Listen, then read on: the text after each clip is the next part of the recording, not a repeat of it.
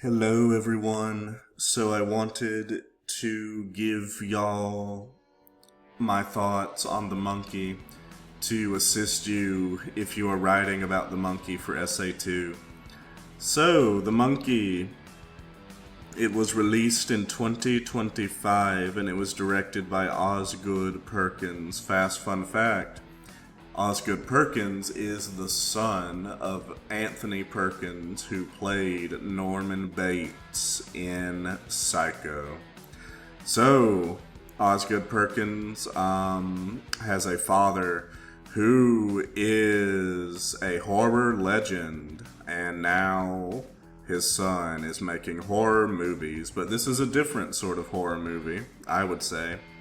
So let's dive deeper into that. It was based on the short story by Stephen King. After rereading the short story, I have to say it doesn't have terribly much in common with the movie. It has the same premise, but the movie kind of has a different plot, if you will. And a big difference also is that in the story, the monkey has symbols, but it was changed to a drum in the movie because Disney apparently owns the symbol banging monkey because it was in Toy Story 3. Which is kind of funny, but also I think I kind of like the drum better because the beating of the drum also sort of mirrors when Hal tries to kill the monkey with the butcher knife, the knife coming down like the drumstick coming down. But of course, the monkey is the one with ultimate control. Now, let's move on to the next stuff. So the monkey, in order to understand its message, we need to have a grasp of its genre and its context. So the genre is horror comedy, and I think that's relevant to the message because the movie, as you probably could tell while you were watching it, has a statement to make about death and how death is absurd because it is so random, and it is something that never fails to surprise us, even though we all know that we're going to die one day. So there is some absurdity in that, and I think the movie has these over-the-top death scenes in order to highlight just how absurd death is, and therefore it's not something to be scared of. But we'll talk about that more in a second. The citational context, it is adjacent to other Stephen King works. I don't know how familiar y'all... Well, I showed this to y'all in class the other week. Misery, the babysitter in this movie, she is named Annie Wilkes, which was also the crazy nurse in Misery who kept Paul Sheldon, the writer, hostage. So there's an allusion to a Stephen King work, another Stephen King work in this movie. And there's also an allusion to The Shining because the teacher during the sex ed class is named Torrance, which is the name of Jack Torrance. So, why these references? We talked about allusions before and how they can be used as rhetorical devices. I think in this case it could simply be Easter eggs for Stephen King fans, but I think it also the references also serve to recontextualize the world of Stephen King as less serious. And what I mean by that is, The Shining, Misery, very scary movies, books, very serious movies and books. But the movie is letting us know that this is not your typical Stephen King story. This story is going to be a little bit funny, a little bit zany. So it brings in these references to Stephen King characters to let us know that Stephen King is not always serious, if you will.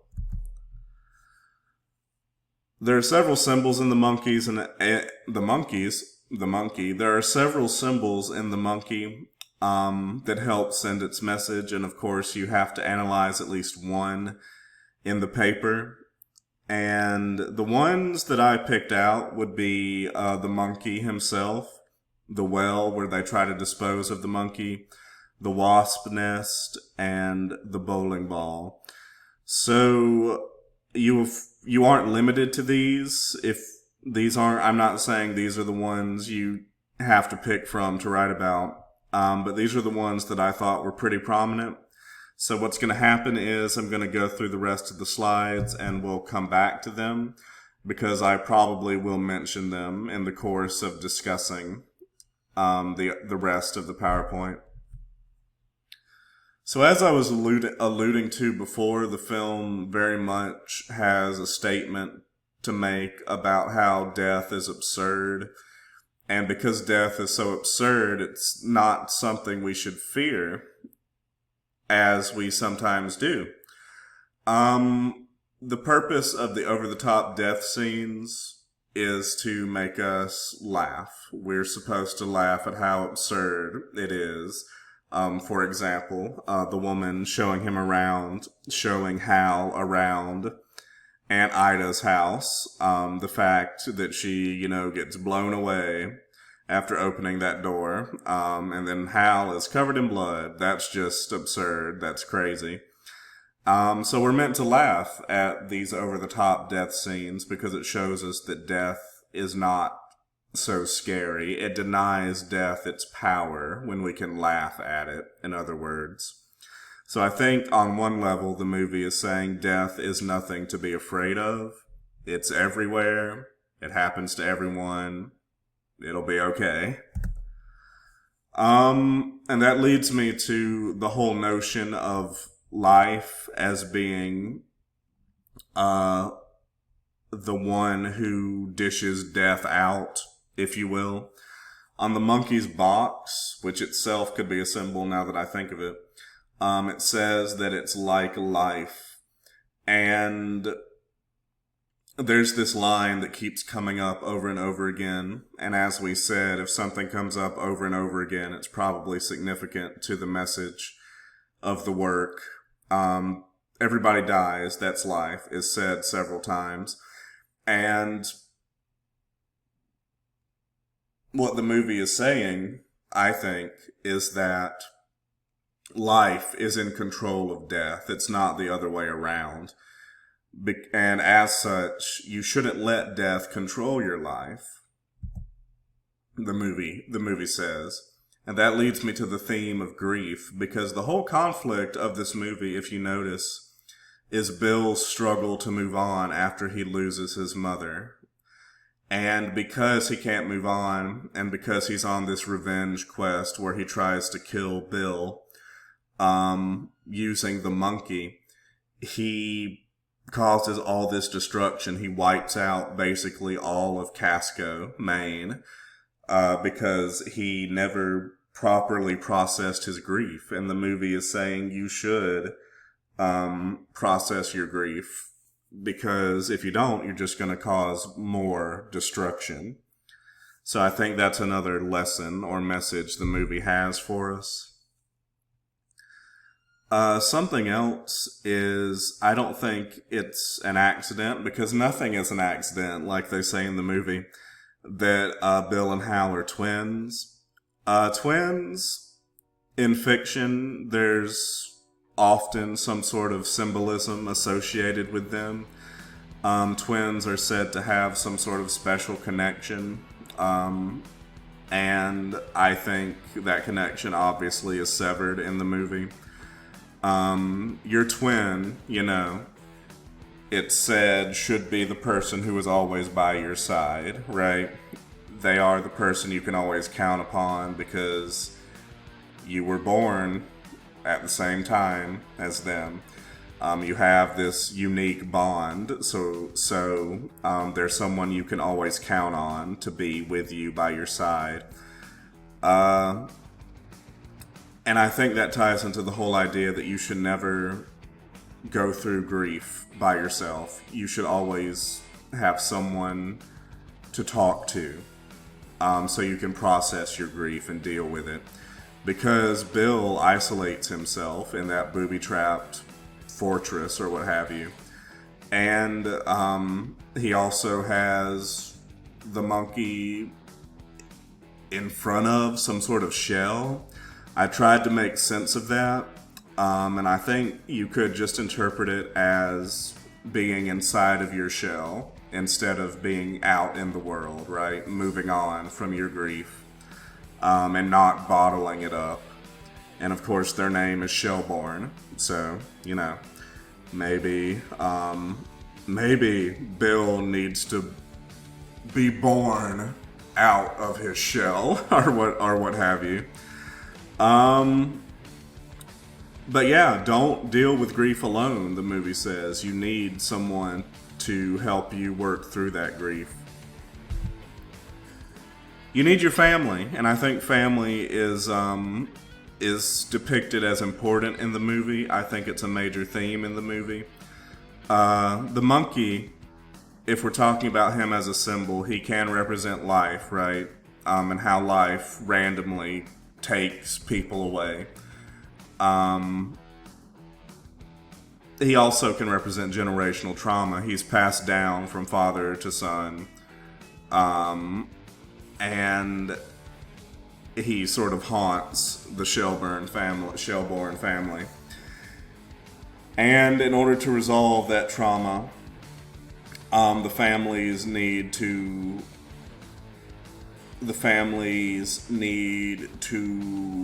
mend their severed ties, because if you think about it, both Bill and Hal lose their family. Of course, they both lose their mother, and that leaves them orphans, literally. And they also, and Hal also specifically loses his son to Elijah Wood. I don't remember the character's actual name, but and he was afraid to have a relationship with Petey. Hal was, because he thought the monkey was a piece of generational trauma that was too difficult to surmount, and that's why he kept himself at a distance. But then when he reconciles with Petey, and when the brothers reconcile over their shared grief over the loss of their mother, then that is what resolves the film's conflict. Finally, the monkey stops wreaking destruction. The Pale Rider, I think, is significant also to the message. This is a reference or an allusion to Revelation 6:8. Let me just actually pull that up for y'all. Alright, it says, "I looked, and there was a pale green horse. Its rider's name was Death, and Hades followed with him. They were given authority over a fourth of the earth to kill with sword, famine, and pestilence, and by the wild animals of the earth." So, the Pale Rider is one of the four horsemen of the apocalypse, and he represents death. He's death personified. And I literally just noticed that Bible verse said that he kills with wild animals. The monkey himself is a wild animal. He certainly isn't a toy. And when Hal tries to chop it up, it bleeds. So it is a wild animal that causes death, which is what Revelation 6:8 references. The Pale Rider causes death by use of wild animals. We see that also in the hornet's nest.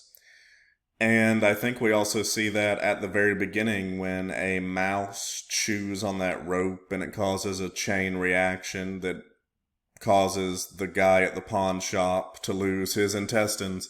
So, yes, wild animals causing death, that is something in the movie, and I think that connects back to the Pale Rider. The Pale Rider, doesn't come out of nowhere. If you listen closely, he is mentioned by Hal when he's at the grocery store telling his boss, I suppose is who that was, telling him that my estrangement from my son isn't so bad. It's not like I'm facing a rider on a pale horse, death.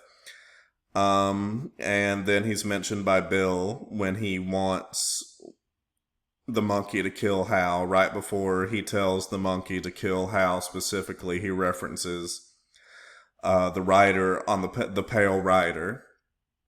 So yeah, that just goes to show when he's first mentioned, he's mentioned in a negative way.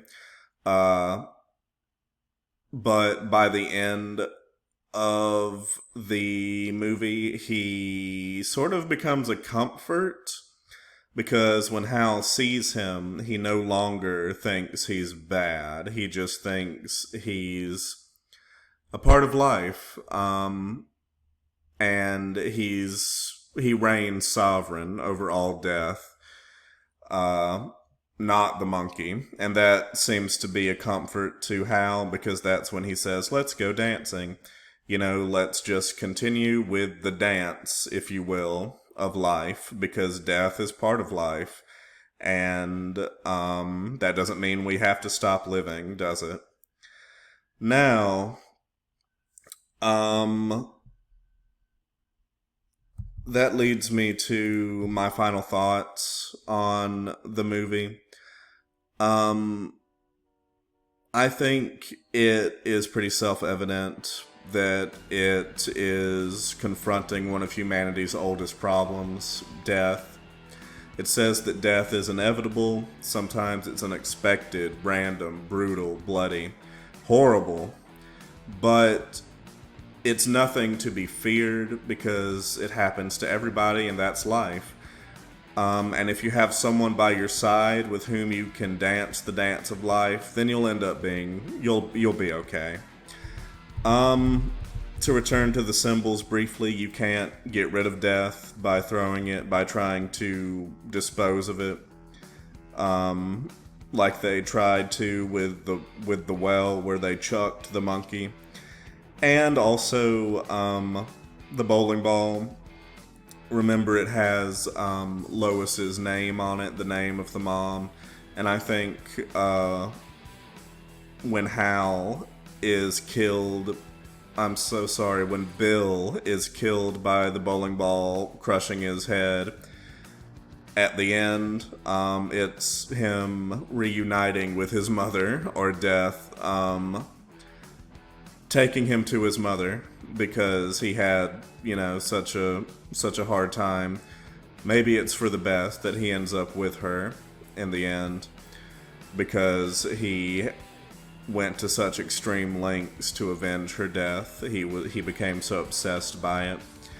So the bowling ball, I think, represents the resolution of unresolved grief, and also of conflict, because we can't, between the brothers, between family, because of course Hal daydreamed about crushing his brother's face with a bowling ball at the beginning. But back to our final thoughts. I think I've said everything that needs to be said. Death is nothing to fear. It happens to everyone. We can laugh in its face because of how absurd it is, so there's no need to be afraid. If you have someone by your side to dance the dance of life, then you'll be okay. You should never let death rule your life because life rules over death. And the final thing I'll say is, how is this relevant? I think the relevance comes from the fact that, dealing with death is something we do every day. And we've done that for thousands of years, for our entire existence as humans.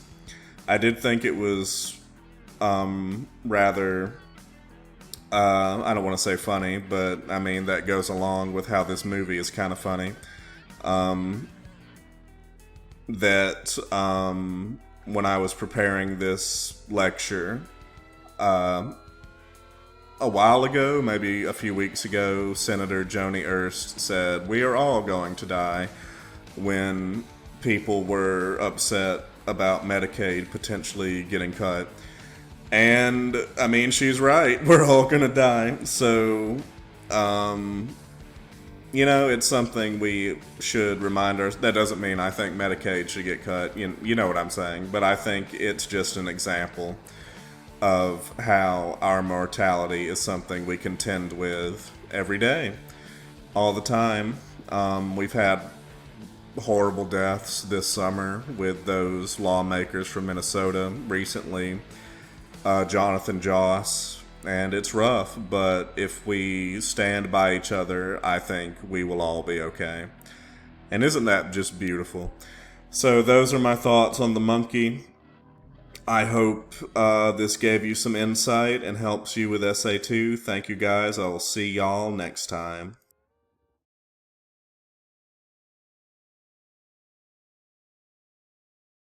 Please comment the answers to or email me the answers to the following questions. 1. The Monkey alludes to 2 other Stephen King works.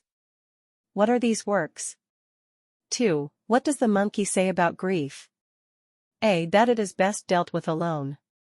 B. That family is important to pulling through it. C. That experiencing it is weakness. 3. The pale rider we see at the end of the movie represents a figure from what book of the Bible?